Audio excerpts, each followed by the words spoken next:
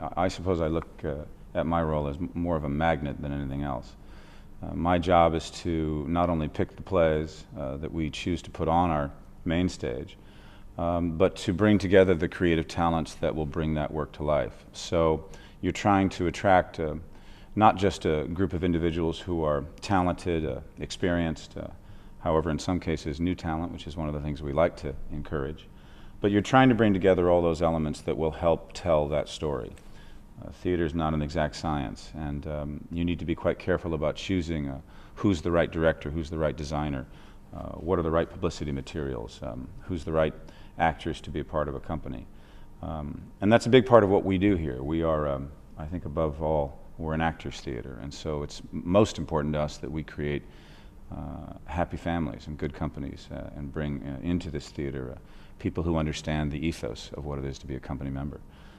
Beyond that, there's a tremendous amount of day-to-day administrative work, the running of the theater itself, the building, its facilities, and all of the day-to-day work that goes into the promotions that we do, the press that we do, and our vast education, community work, and the work that we do under Old Vic New Voices. So it's a pretty vast full-time job. The three most important people that I work with here at the Old Vic would be Kate Peckenham, who is one of our producers, and John Richardson, who is another of our producers.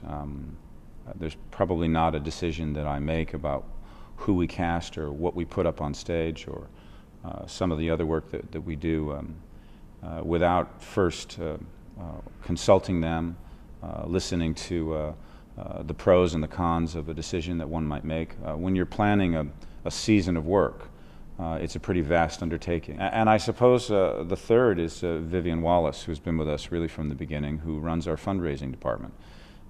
You know, we're a 1,000-seat proscenium house theater, and it takes a lot of money to run a theater like this, particularly with no subsidy.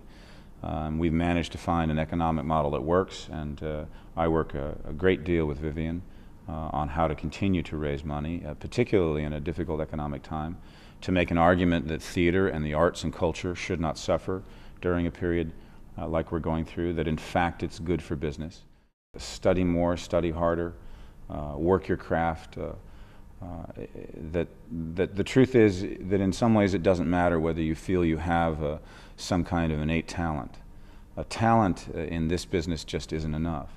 It's about how you nurture that talent. It's about how you challenge that talent. It's about how you stretch that talent. It's about how you begin to realize not just your strengths but your weaknesses and where you can improve your work.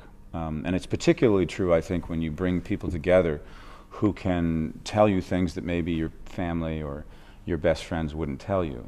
You know, sometimes if you're a young filmmaker and you make a little movie and you only show it to your family or your friends, you might not get the most objective opinion. But when you join a community and you suddenly become a participant and you open yourself up to listening to criticism, good ideas, bad ideas, things that might click a new thought in your own head about how your work can improve.